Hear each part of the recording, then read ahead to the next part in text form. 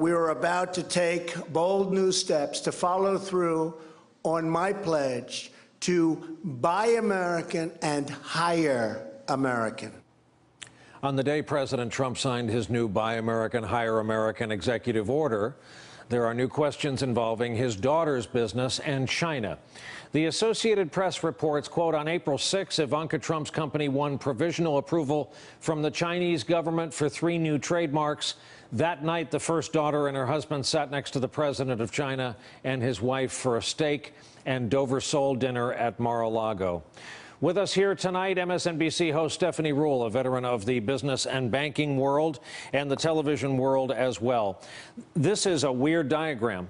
You have Ivanka's business as a subset inside the Trump family business at Mar-a-Lago, which is inside the presidency. So what did we learn today? We learned today that, again, it may be legal. There might not be an actual violation. This adds to this idea that the Trump family is willing to self-deal, is willing to put family first. Now, Ivanka Trump may have stepped away from her company, so she's not the person making decisions, but we know it's her namesake brand. And conveniently, does she get 3 trademarks on a specific day? And that day, she sits down and has dinner next to the president of China. One of the issues for so many people is saying, give me a break. Please stop making fun of us as Americans. Please put country first. Please don't make fools of us. As Michael Corleone said, don't insult my intelligence. Yes. On taxes, the American people may soon begin to see the tie between you want us to approve tax reform, and yet we're not allowed to see your tax returns and potentially ways that you might profit from changes in the law.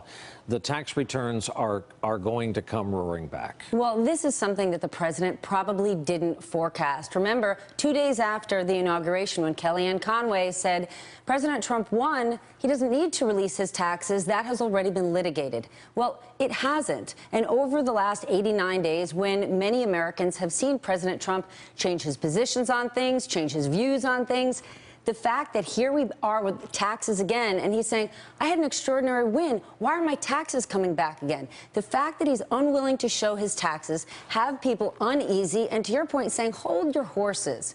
You want to reform taxes? We're going to need to see how you could benefit. At this moment, Don Jr. or Eric, they may be on a competing network doing an interview. And remember, Don Jr. and Eric, it was very clear they were going to run the family business. They weren't going to be part of the administration, yet you see them on TV talking about their father's foreign policy. More and more people are saying, we're going to need to understand your business better before you want to reform taxes. And 30 seconds left. Whatever people think about New York-based bankers, a lot of them, some of the professionals in the West Wing have gone there to serve the administration.